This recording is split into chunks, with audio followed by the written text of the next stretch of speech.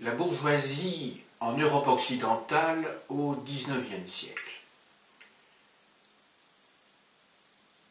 Qu'entend-on par bourgeoisie?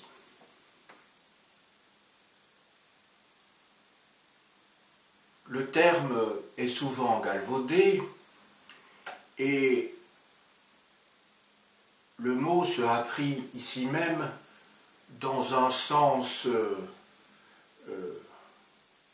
marxiste, je peux le dire dès le départ, c'est-à-dire la bourgeoisie est la classe sociale qui possède, qui est propriétaire des moyens de production.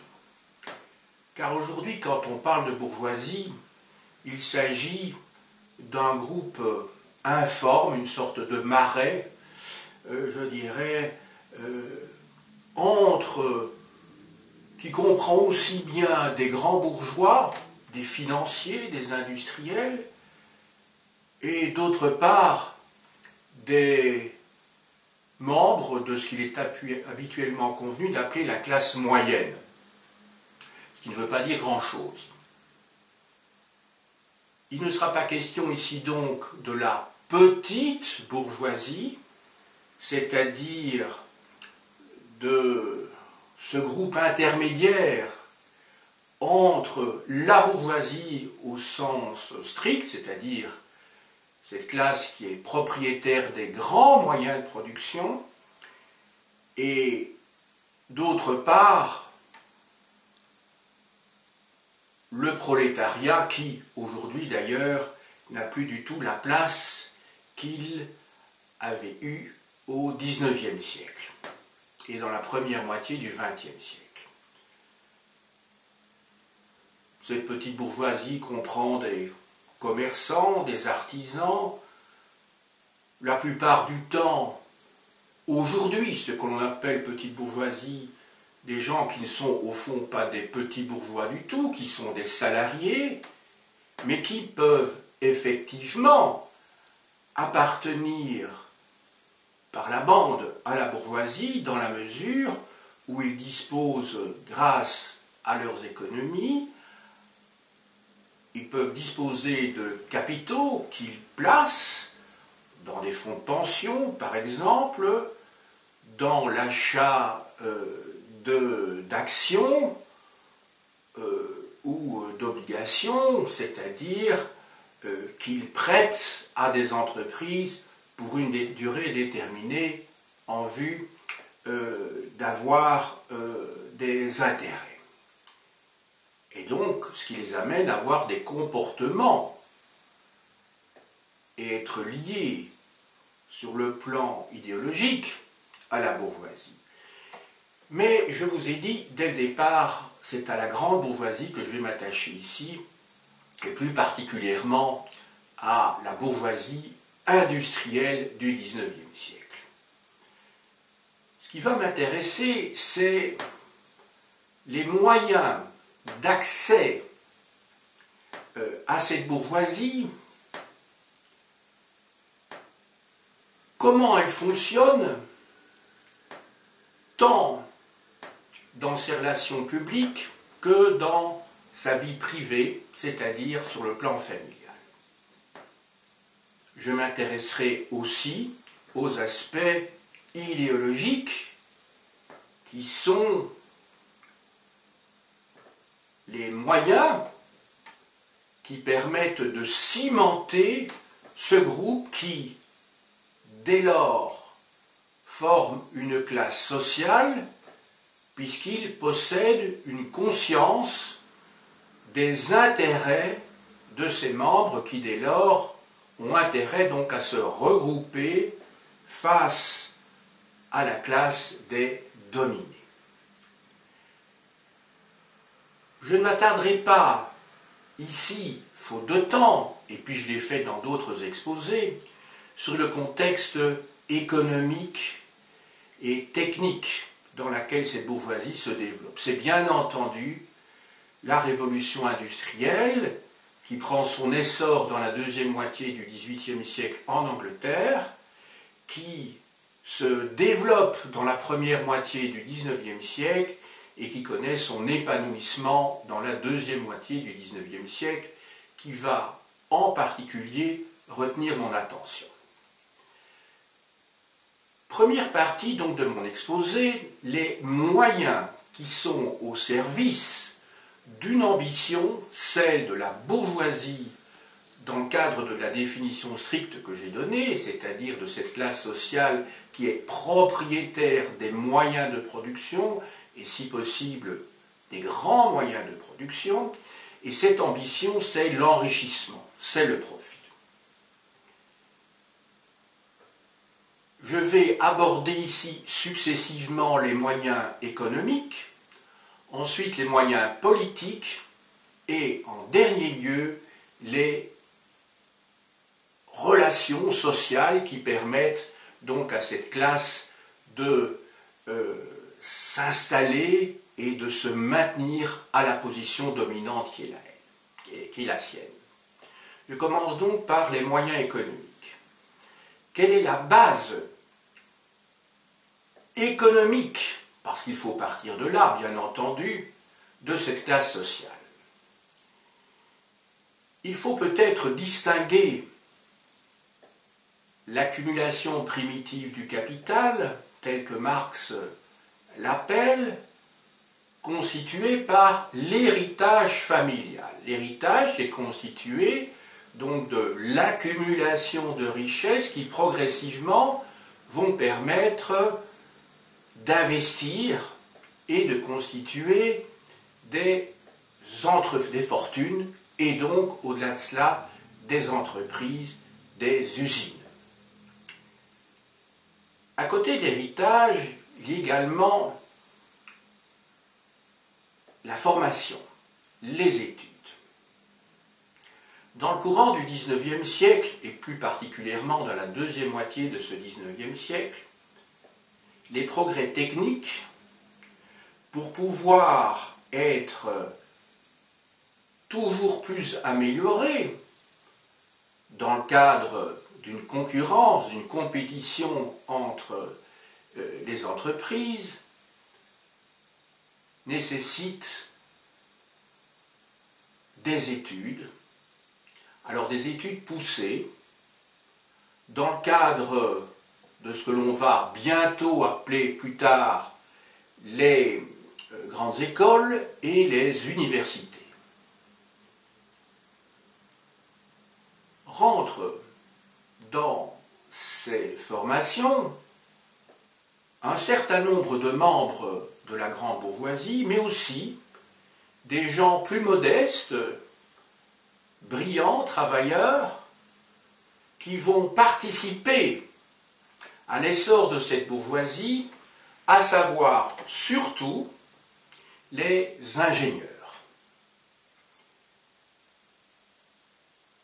Des grandes écoles,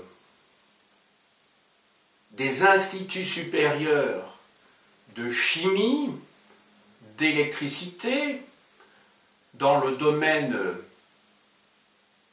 de l'exploitation des mines également sont créés ou développés, parce que dans le domaine des mines, par exemple, ou de la construction de ponts et chaussées, ces écoles existaient déjà depuis le XVIIIe siècle, en France du moins, et un certain nombre de ces jeunes ingénieurs vont travailler au sein d'entreprises dont le capital ne leur appartient pas, mais vont être associés donc à la bourgeoisie industrielle et dans certains cas vont même y entrer, dans la mesure où certains patrons voient d'un bon œil, préfèrent donc avoir comme successeur, comme gendre, un homme compétent qui permettra de faire fructifier le capital de leur entreprise, plutôt que de confier celle-ci à des enfants ou à des neveux qui ne disposent pas des mêmes talents. Passons maintenant à l'accroissement de ce capital. Je viens d'exposer donc les bases, d'une part l'héritage et d'autre part la création d'une plus-value par la formation. Maintenant, réfléchissons un petit peu aux moyens d'accroissement de ce capital. Ces moyens sont de trois ordres. Il y a tout d'abord l'utilisation des capitaux dans le cadre d'investissements dans des secteurs nouveaux. Il y a ensuite l'exploitation d'une main-d'œuvre abondante et à bon marché. Et il y a enfin l'utilisation de nouvelles techniques. Je vais développer ces trois points.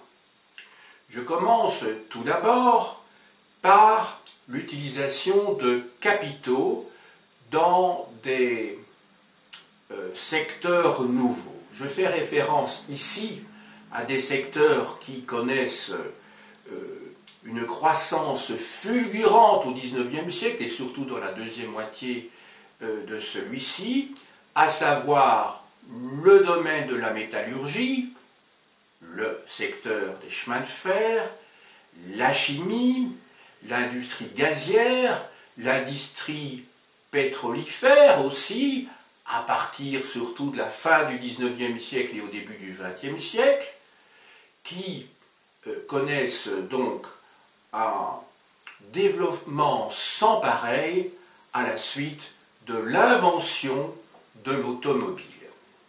Et ils vont également, donc, ces patrons d'industrie se lancer dans la construction de voitures.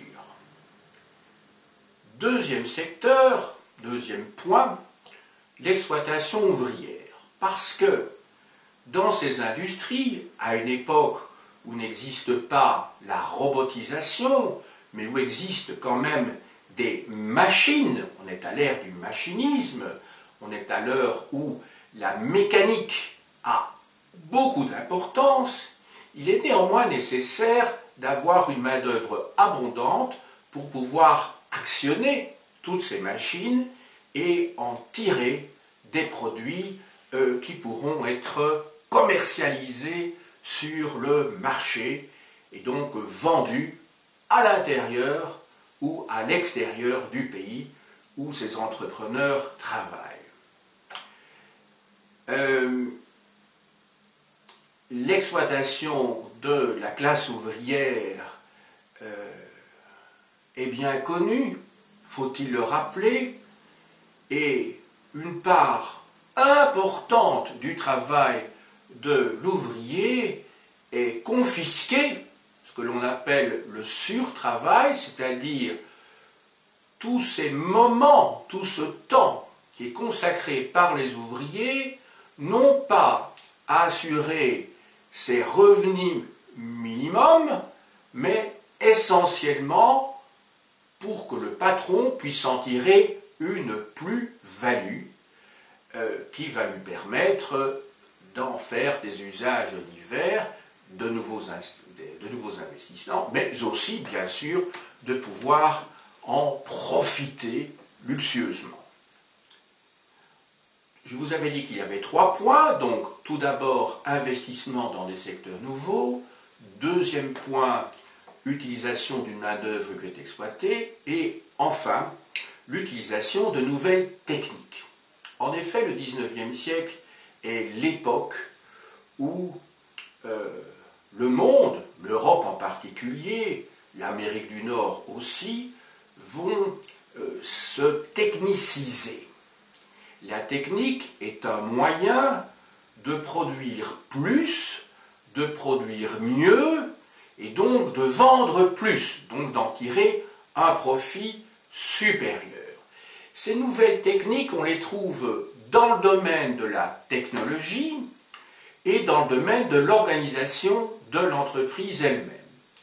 Dans le domaine de la technologie, par exemple, il y a l'invention de nouvelles techniques, je pense en particulier à l'acier dit acier Krupp, Dans le domaine de la production, pour l'augmenter, il y a l'application, la mise en œuvre du taylorisme qui est appliqué dans les usines de Henry Ford, donc il en est ici au début du XXe siècle, donc dans le secteur automobile, mais également l'invention, parce que vous savez que le génie de l'homme est inépuisable et très créatif dès lors qu'il s'agit de créer des richesses nouvelles, c'est la concentration du capital, c'est le monopole de l'exploitation et de la distribution des biens. En l'occurrence, ici, Rockefeller va profiter, mettre au point et profiter du système des trusts, du trust, le sien en l'occurrence, qui va lui permettre de contrôler ainsi, dans certains États des États-Unis, la production de pétrole, sa transformation, sa distribution. Autrement dit, les prix seront fixés par un seul industriel. Donc là, c'est le capitalisme poussé à son extrême, et l'on ressort complètement alors de la théorie libérale selon laquelle c'est une main invisible qui dirige le marché et que les prix sont le résultat d'un équilibre entre l'offre et la demande dans le cadre d'une saine concurrence et dans le cadre de la libre entreprise.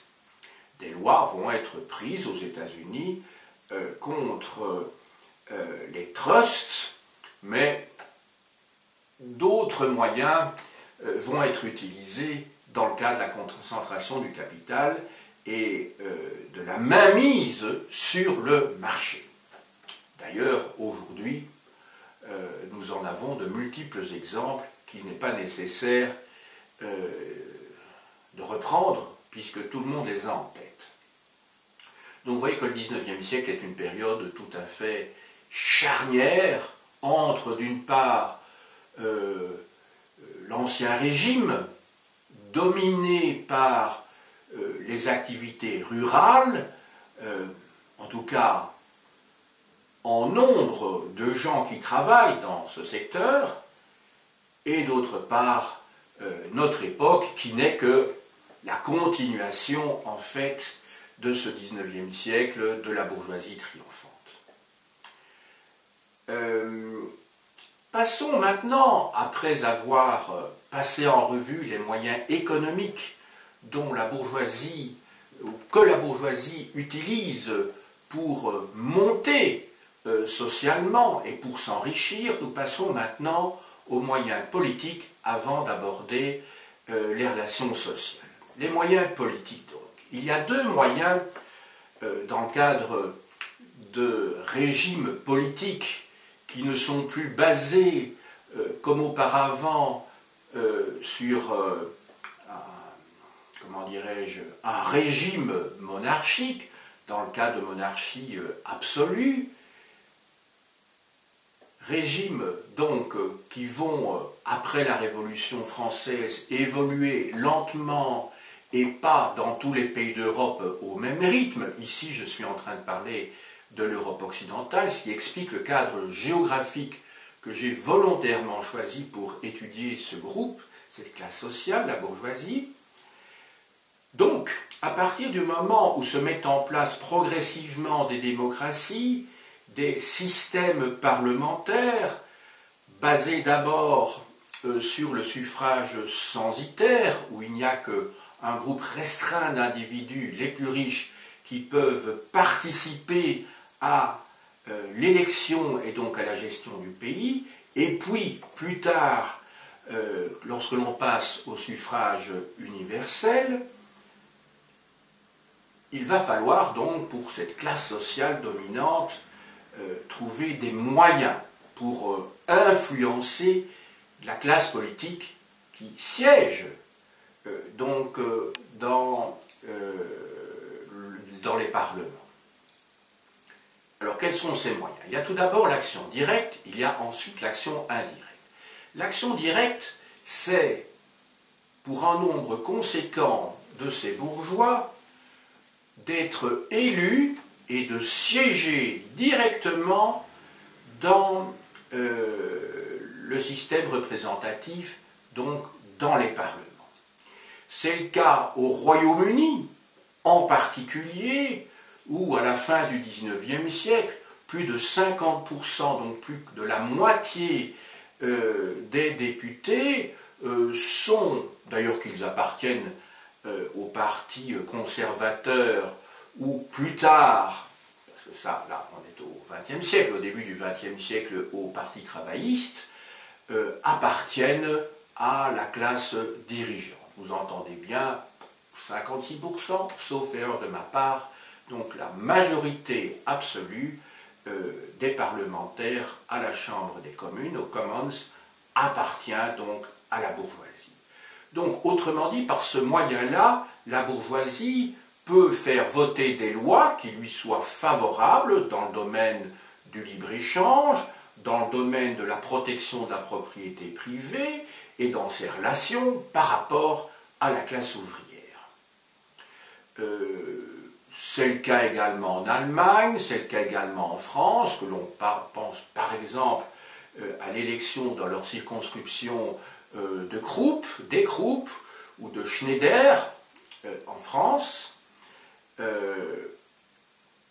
Et à côté de ça, il y a l'action indirecte, c'est-à-dire la voie du lobbying. Qu'est-ce que c'est que le lobbying? C'est avoir des relations privilégiées avec des députés pour cette bourgeoisie, soit en faisant pression sur les députés, en finançant les partis, ou dans ces rencontres de gens de bonne compagnie, lors de dîners, lors de réceptions, où on essaie de les influencer, et où, dans ces réunions diverses, des liens étroits s'établissent entre la classe dominante sur le plan économique et d'autre part la classe ou le groupe dominant sur le plan politique, les deux étant donc parfois ou au moins en partie superposés. En France, prenons le cas du comité des forges, c'est-à-dire de cette de cette fédération des métallurgistes français, des grands métallurgistes français, qui est associée à toute une série de lois. En Allemagne, c'est très clair également, lorsque le comité des grands industriels et du commerce participe à l'élaboration des lois avec les députés. Aux États-Unis, même si le cadre que je me suis fixé spatialement est celui de l'Europe occidentale, mais rien n'interdit quand même de faire un saut dans ce pays qui connaît un développement capitaliste sauvage, de pouvoir donc faire le lien. Aux États-Unis, les groupes des grands industriels, d'ailleurs c'est toujours le cas aujourd'hui, pensez aux décisions qui sont prises par le Parti républicain qui a à sa tête Donald Trump, donc de nombreuses décisions qui sont prises par les membres de la Chambre des représentants le sont sous l'influence, en accord avec donc de grands industriels, de ceux qui travaillent dans le grand commerce et qui en profitent. Ce fut le cas aux États-Unis au XIXe siècle et au début du XXe siècle, et par la suite, mais alors là je sors du champ chronologique que je m'étais fixé, et des décisions sont prises en particulier, mais pas seulement, dans le cadre de la politique étrangère des États-Unis, c'est-à-dire de sa politique impérialiste.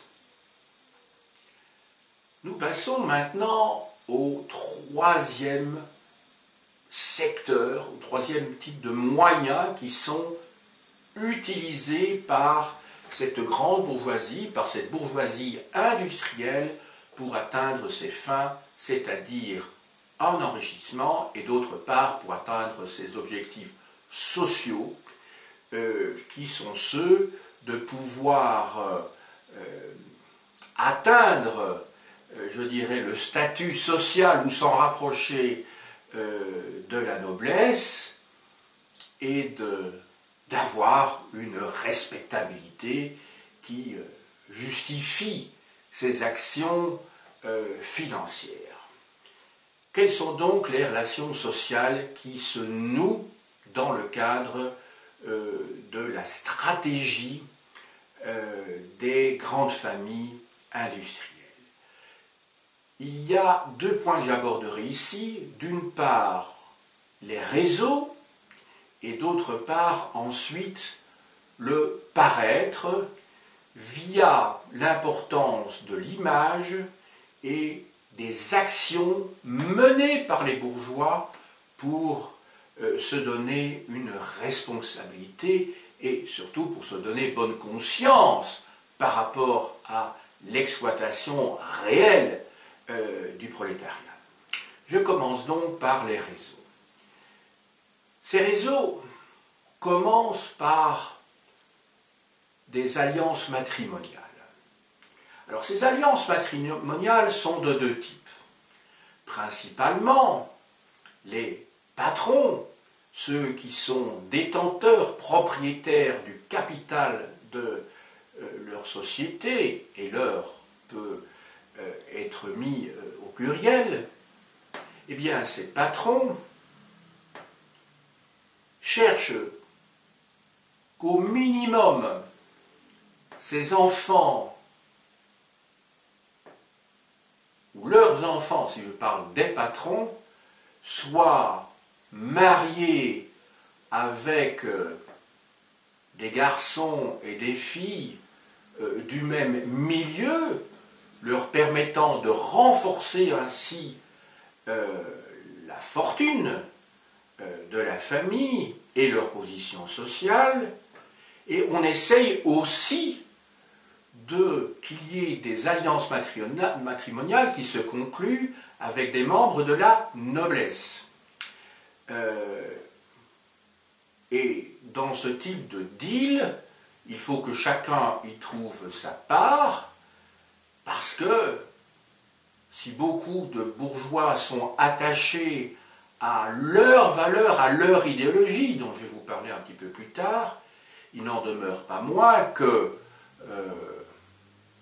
s'allier à la noblesse vous permet d'en imposer face à vos pairs, à vos semblables.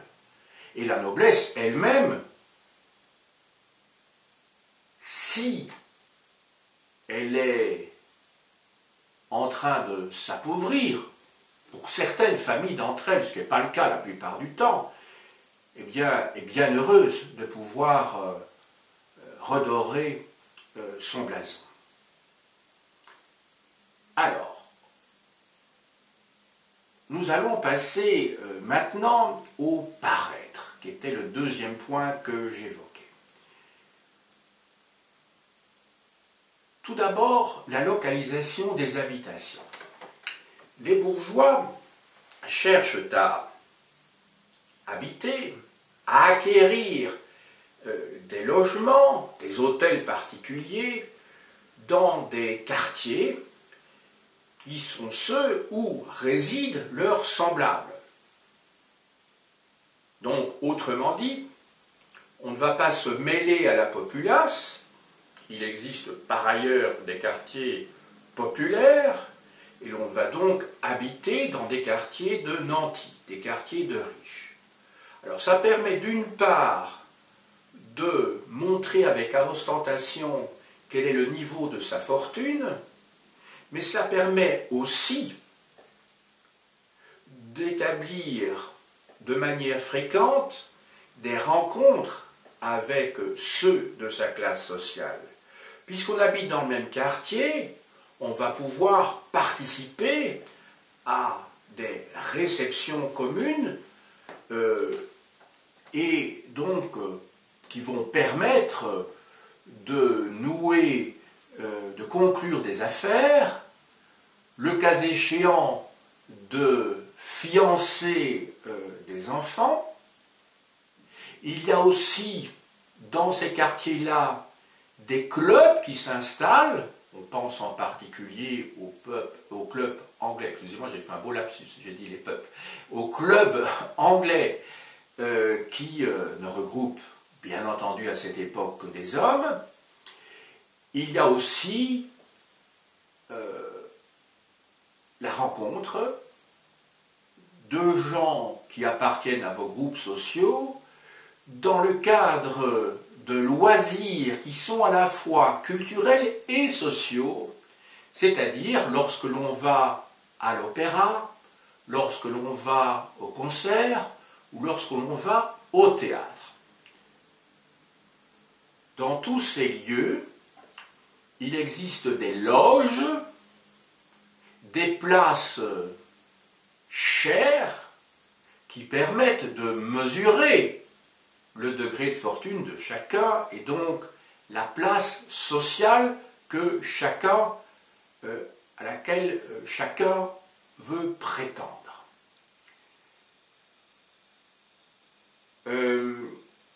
Maintenant, je vous avais dit que j'allais aborder le problème de l'image et de l'action sur le plan social et culturel. Je commence tout d'abord par ces actions qui sont menées vis-à-vis des classes que l'on exploite et qui visent à se donner une bonne conscience, à avoir un certain niveau de respectabilité, et où l'on va donner avec ostentation. C'est la charité qui est souvent pratiquée par les femmes elles-mêmes d'ailleurs, les femmes donc de bourgeois. Mais il y a aussi, et là le système est beaucoup plus insidieux, c'est celui du paternalisme. Alors qu'est-ce que c'est que le paternalisme? C'est en fait une attitude qui concerne donc les classes supérieures vis-à-vis des classes dominées. C'est une attitude qui consiste donc à transformer la relation de maître à dominé en une relation de père à fils ou fille. Autrement dit, à prendre pour modèle l'organisation familiale avec pour objectif d'apaiser les tensions sociales, ce qui ne marche pas toujours, car dans les grandes usines, cela n'empêche pas des revendications, par exemple comme Crusoe, ou dans les usines de Pullman à Chicago aux États-Unis. Ce système de paternalisme est appliqué, par exemple, pour ne prendre que les plus grands, chez les Schneider au Creusot, chez les Krupp à Essen, en Allemagne de l'Ouest, enfin vraiment en Allemagne rhénane, et enfin, quel est l'objectif de tout cela? Je vous l'ai dit, apaiser les tensions sociales. Des soins médicaux sont fournis. À côté de ça, les ouvriers ont la possibilité, mais même l'obligation, de bénéficier de logements fournis par le patron, donc le propriétaire des moyens de production. La coopérative où l'on va s'approvisionner, s'alimenter, chercher des aliments ou chercher du charbon pour se chauffer, ces coopératives sont alimentées, sont approvisionnées par les patrons. Autrement dit, les ouvriers se trouvent dans un système de dépendance et cette sécurité n'a rien d'une sécurité sociale, même si de l'extérieur, on va pouvoir dire qu'il s'agit de bons patrons.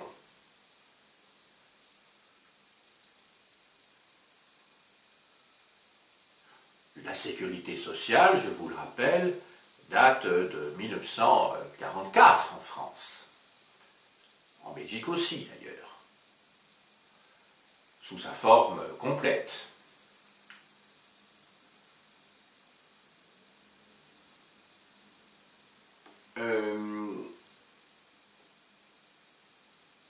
Maintenant, à côté de ces actions dites sociales, entre guillemets, il y a aussi des actions culturelles qui sont menées par cette grande bourgeoisie.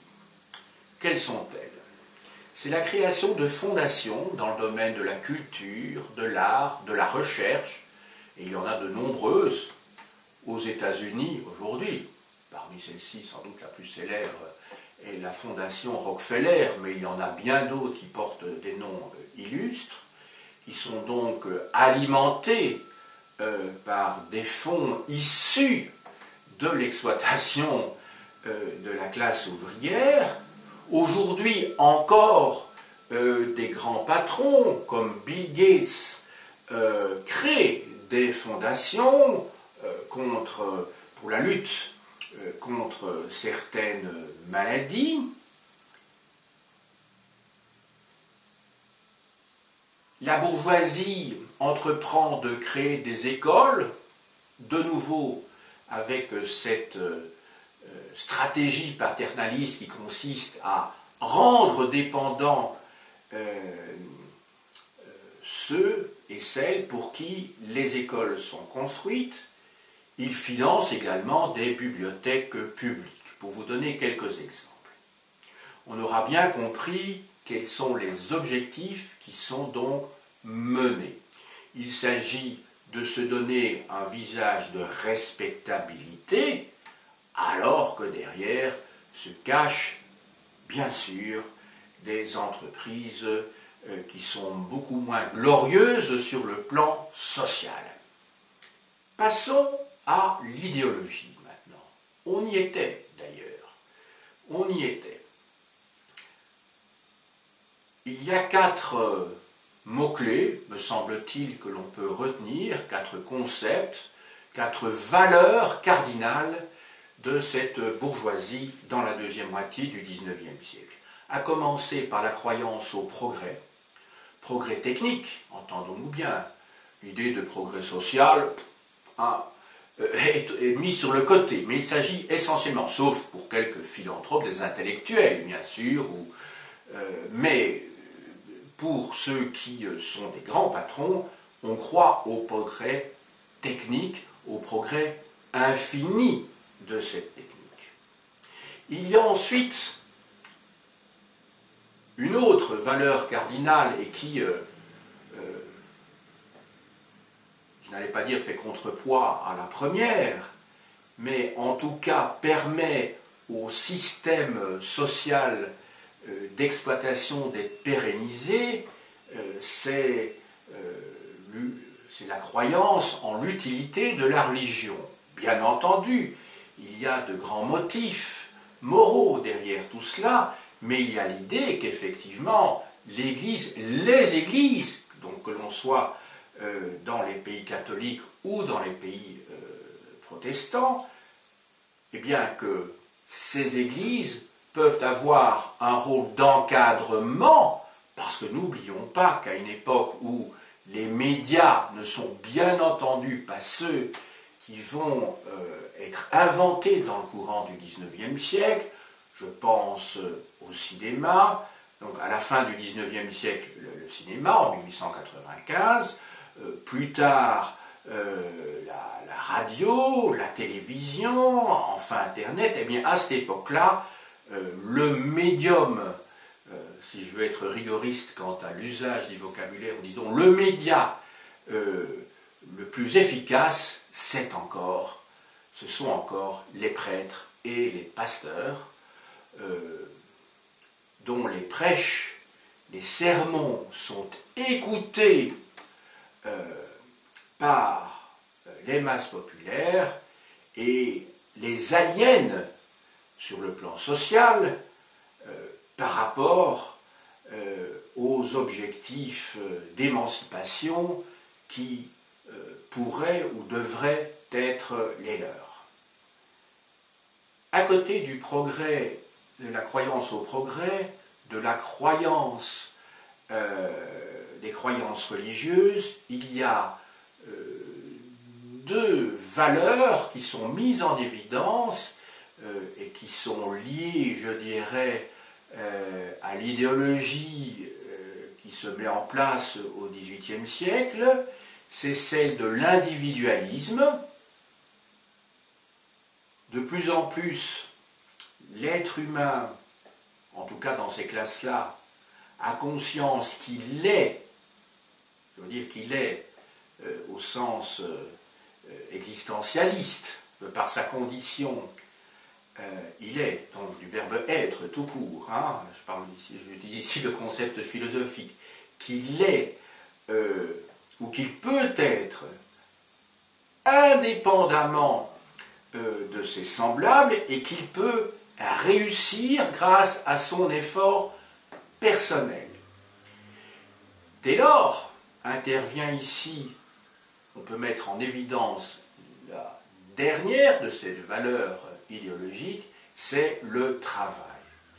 Le travail qui, dans l'idéologie bourgeoise, permet à l'individu, à n'importe quel individu, de pouvoir réussir dans la vie. Entendons-nous bien, réussir, c'est-à-dire réussir sur le plan économique. Il ne s'agit pas ici de réussite, de réussir sa vie sur le plan moral, sur le plan humain.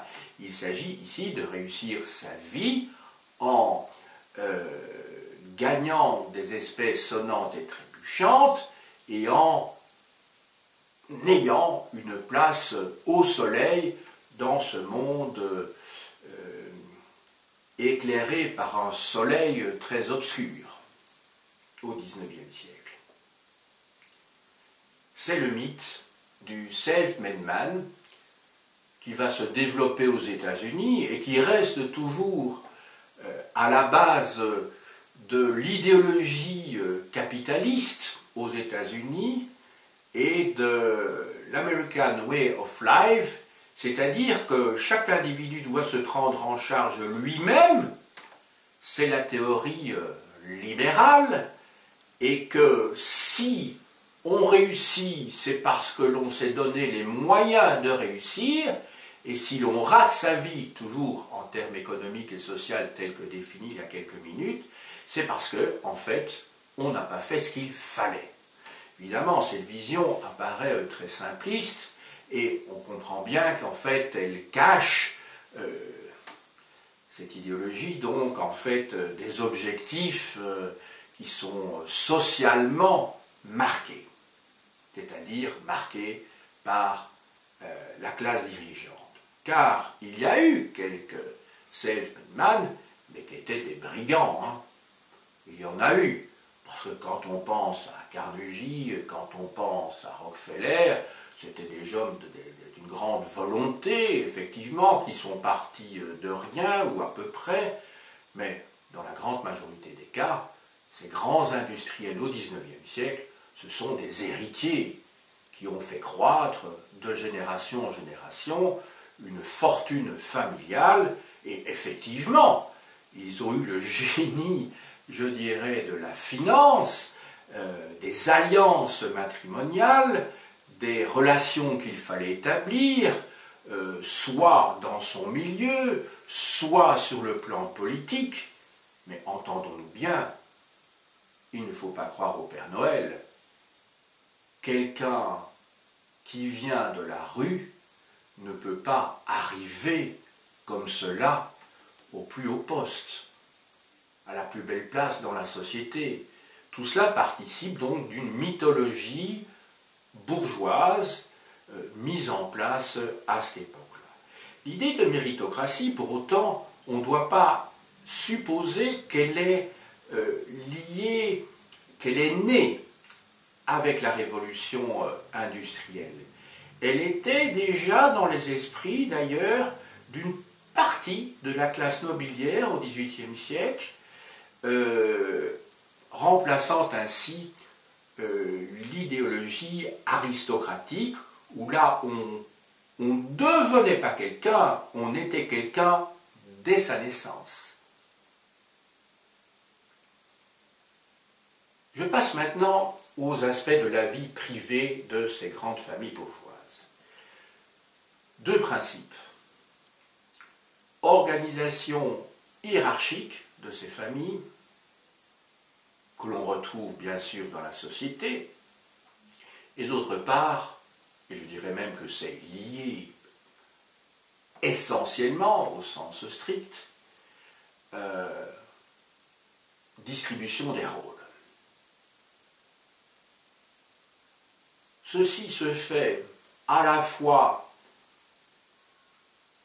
sur base de discrimination genrée et de discrimination sociale.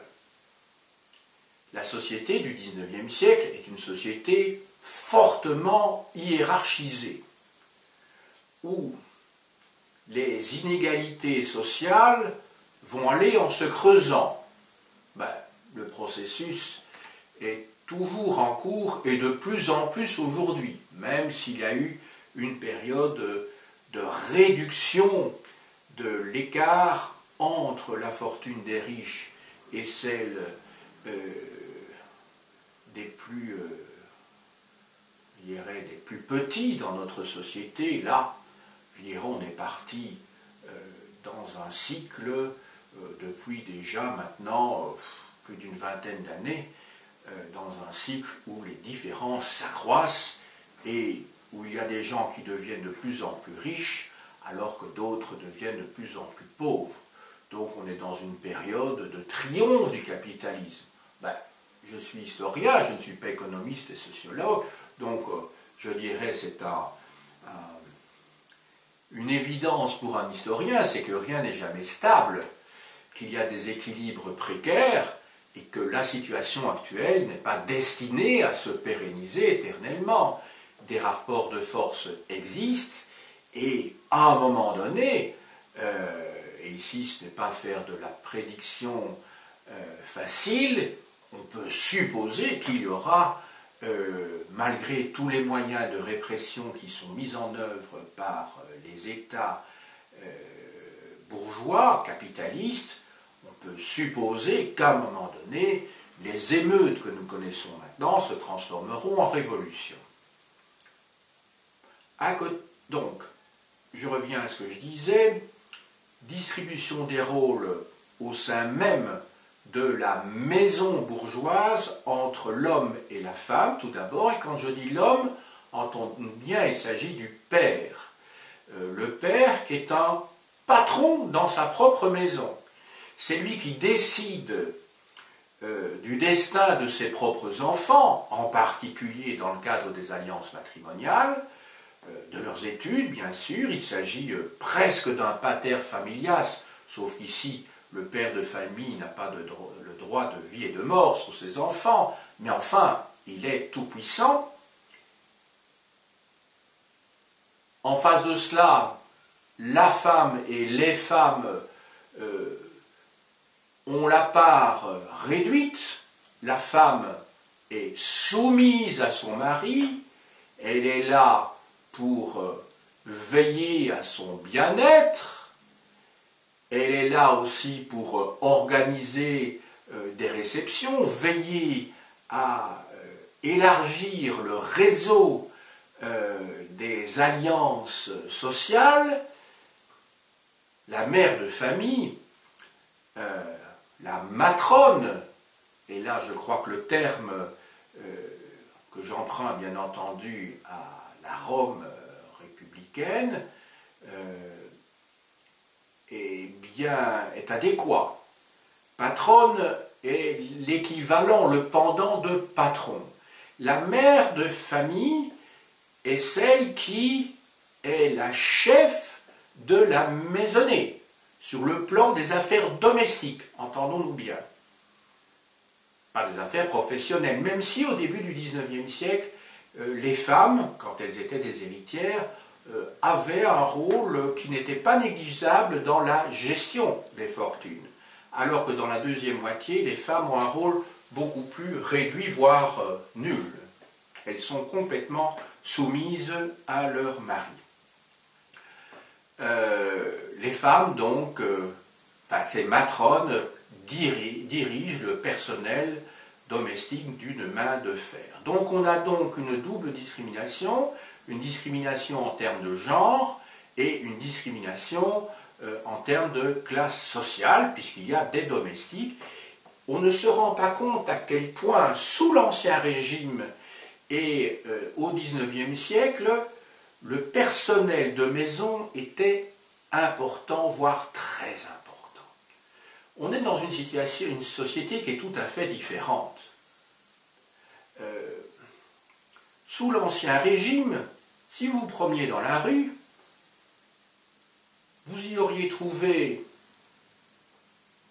de nombreuses personnes qui étaient liées à l'état ecclésiastique, donc des bonnes sœurs, des prêtres. Vous y auriez trouvé des domestiques qui étaient en très grand nombre, puisqu'ils étaient tout à fait sous-payés, et alors eux dépendaient très clairement d'un système paternaliste, puisqu'ils logeaient dans la maison, aux plus hauts étages bien entendu, et ils étaient nourris, donc une grande partie de leur gage consistait en gage en nature, et ils étaient donc complètement dépendants, parce que s'ils étaient chassés, si on mettait fin à leurs activités, ils se retrouvaient à la rue et tombaient dans la pauvreté. Alors là, la pauvreté absolue. Et alors, vous aviez aussi sous l'Ancien Régime, et encore au XIXe siècle, beaucoup de mendiants dans les rues. Donc,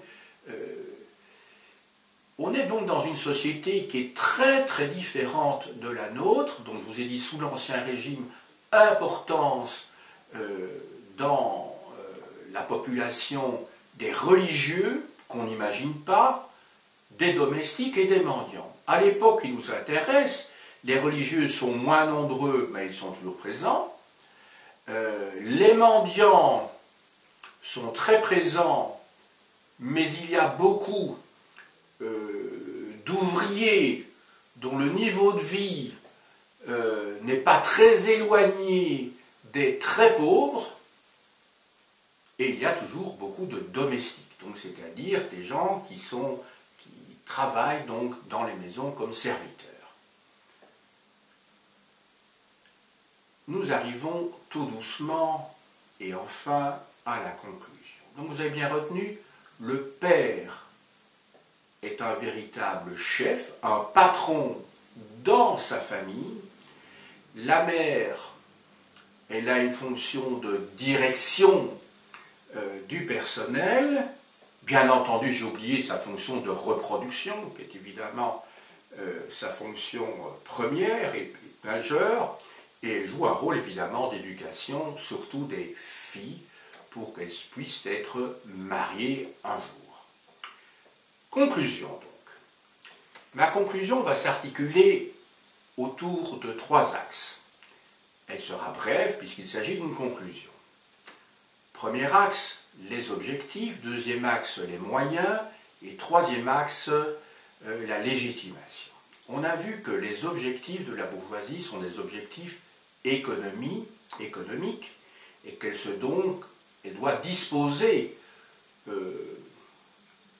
de fortune initiale, ce que j'ai appelé comme Marx l'accumulation primitive du capital, pour pouvoir se développer, et que donc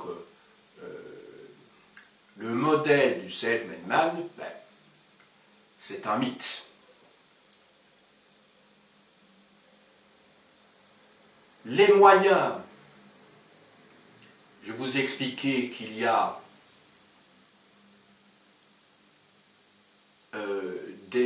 techniques nouvelles qui apparaissent, qu'il y a des investissements dans des secteurs nouveaux, qu'il y a l'exploitation de la classe ouvrière, tout cela contribuant justement à accroître les fortunes. Je vous ai parlé également dans ces moyens des alliances diverses avec, sur le plan matrimonial, des alliances politiques également, par des voies qui ne sont pas toujours très honnêtes. Je parle du financement des partis. Je pense également au rôle du lobbying.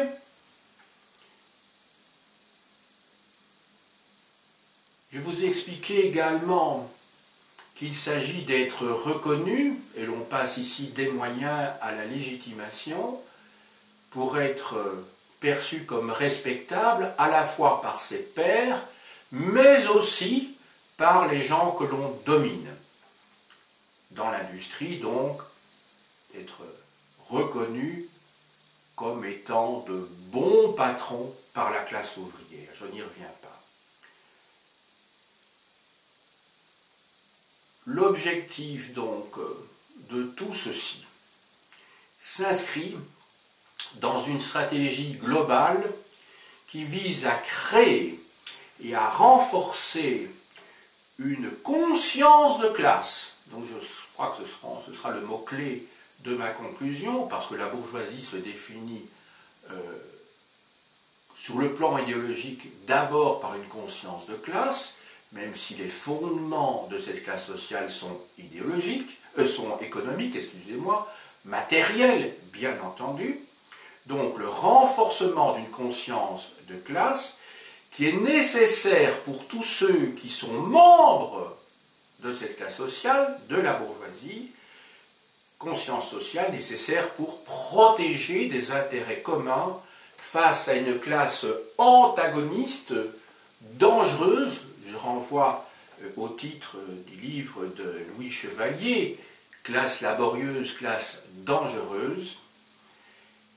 Et on voit l'importance que ce sujet revêtait pour comprendre un certain nombre d'éléments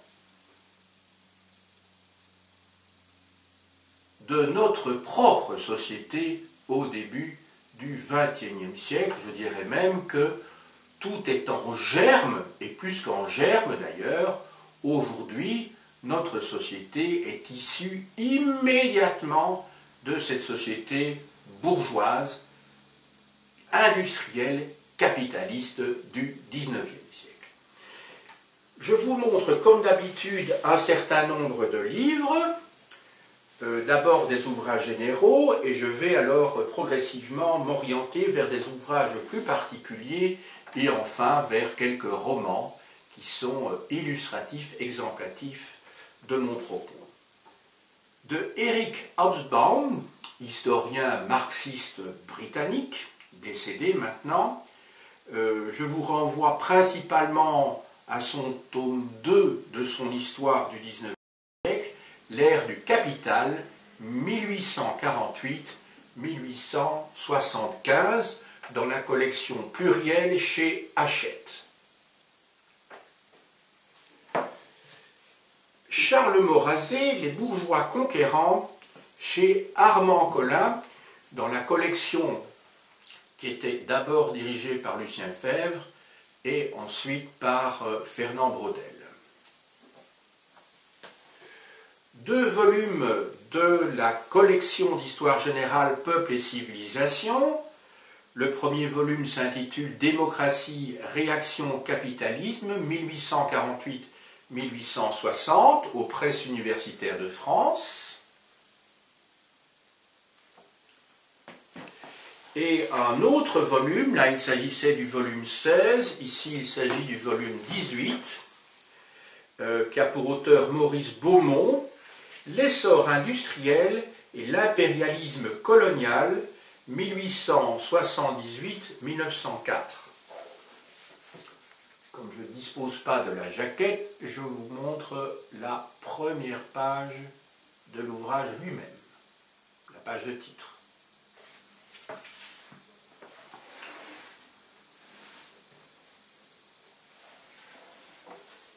Nous passons maintenant à 3 livres sur la révolution industrielle. Tout d'abord celui qui est le plus accessible peut-être à mes étudiants, La révolution industrielle 1780-1880, un siècle donc, de Jean-Pierre Rioux, dans la collection Point au Seuil. De Henderson, La révolution industrielle dans l'histoire illustrée de l'Europe chez Flammarion.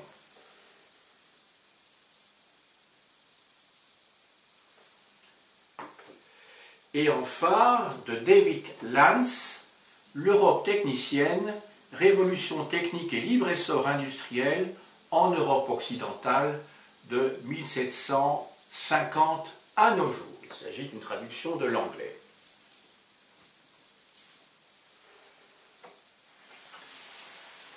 Le titre original en anglais était Prometheus Unbound, c'est-à-dire Prométhée déchaîné. Bien sûr,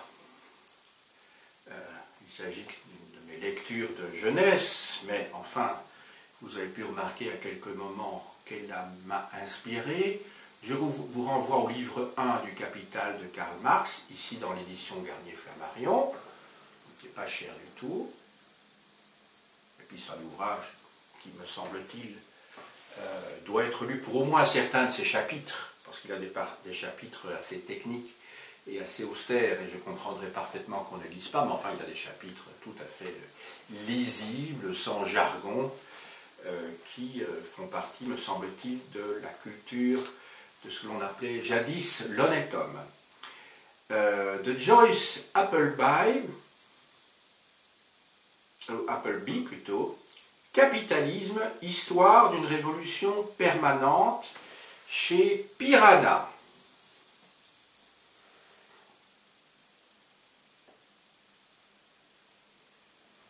Il s'agit d'un gros ouvrage qui fait plus de 500 pages.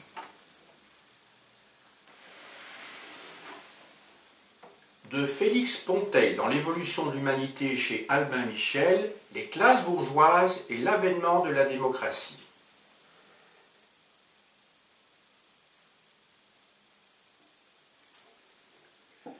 Alors, un ouvrage fondamental, je dirais que c'est sans doute le plus important pour le propos que j'ai développé ici, d'Adeline Domard, Les bourgeois et la bourgeoisie en France depuis 1815, donc jusqu'à la fin du XXe siècle.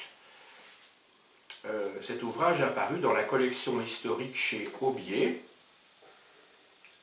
Adeline Domard est la grande spécialiste de la bourgeoisie. Elle avait d'ailleurs fait une thèse de doctorat qui a été résumée et publiée sous une forme abrégée dans la collection Sciences de l'histoire chez Flammarion. Cette thèse de doctorat portait sur les bourgeois de Paris au XIXe siècle, mais le titre n'est pas, comment dirais-je, suffisamment précis, puisque il faudrait préciser, dans la première moitié du XIXe siècle, l'ouvrage avait été soutenu comme thèse, effectivement, sous le titre « La bourgeoisie parisienne de 1815 à 1848 », ce qui n'apparaît pas sur la page de couverture. Alors, un ouvrage conçu, pensé et rédigé par une équipe de 3 personnes de l'Université libre de Bruxelles, publié chez Debouc, le dictionnaire des patrons en Belgique, sous la direction de, ou plutôt écrit par Ginette Kurgan van Entenreyck, qui était mon professeur d'ailleurs d'histoire contemporaine, Serge Aumain, qui est un peu plus jeune que moi, et Valérie Montens, également plus jeune que moi. Alors c'est un ouvrage vraiment fondamental, parce que dans ce dictionnaire, on trouve en fait des biographies approfondies des patrons de Belgique du 19e et du 20e siècle. On voit quel a été leur parcours, d'où ils viennent, comment ils ont géré leur entreprise, quelles étaient leurs relations. Un ouvrage vraiment essentiel pour le propos que j'ai tenu aujourd'hui. Alors, j'ai parlé principalement, à part les États-Unis, de 3 pays. J'ai parlé d'une part de la France, de l'Allemagne et de l'Angleterre. Alors, il y a au moins 2 romans de la série des Rougon-Macquart d'Émile Zola qui traitent de cette bourgeoisie. Je dis au moins, bien entendu. Tout d'abord, le premier volume de la série, La fortune des Rougon. Ensuite, le second que je vais vous montrer, La curée. Et aussi le volume 18 sur l'argent. Voilà. Bon, comme vous savez, Zola, ça se lit facilement. On est complètement pris par l'épopée de cette famille, qui est en fait, comme l'indique le sous-titre, une histoire naturelle et sociale d'une famille sous le Second Empire. Alors, pour l'Allemagne, un chef-d'œuvre, les Buddenbrook de Thomas Mann. Thomas Mann, dont la photographie se trouve sur ma gauche, donc à droite pour vous. Je vais vous montrer.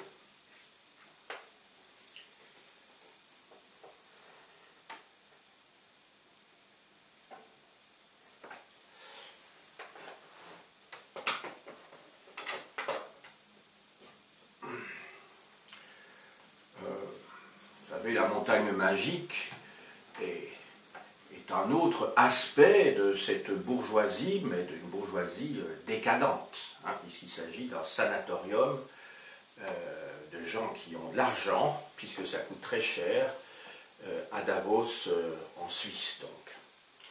Et enfin, pour l'Angleterre, un autre prix Nobel, puisque Thomas Mann était prix Nobel, un autre prix Nobel, donc John Galsworthy, la dynastie des Forsyth, donc en anglais Forsyth Saga.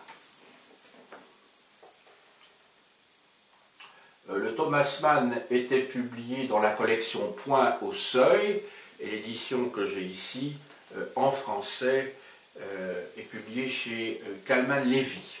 Enfin, pour terminer cette courte bibliographie, 3 ouvrages que j'aime beaucoup.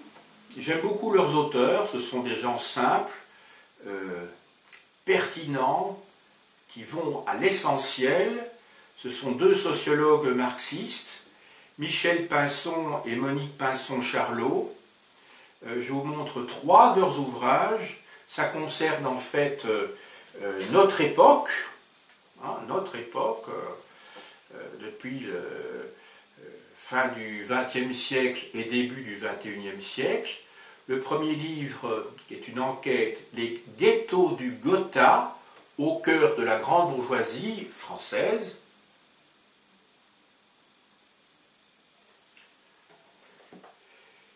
La violence des riches, chronique d'une immense casse sociale. Alors, cet ouvrage, le précédent, Point le Seuil. Ici, c'est La découverte.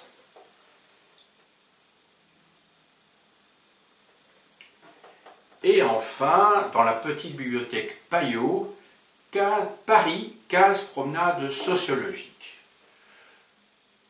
Alors vous allez me dire, mais pourquoi je suis en train de vous montrer des livres qui n'ont rien à voir chronologiquement avec le sujet dont je vais traiter? Mais tout simplement parce que une des manières, je crois, de montrer l'utilité de l'histoire, mais je ne dis pas que c'est la seule, c'est quand même que l'histoire nous permet de faire des liens entre le passé et le présent, non pas pour nous donner des enseignements, le cas échéant pour des luttes militantes, mais en tout cas pour faire bien comprendre que le présent, et je dirais même que c'est une tautologie, c'est une évidence, que le présent est issu du passé. Monsieur Lapalisse ne se serait sans doute pas exprimé autrement. J'ai dit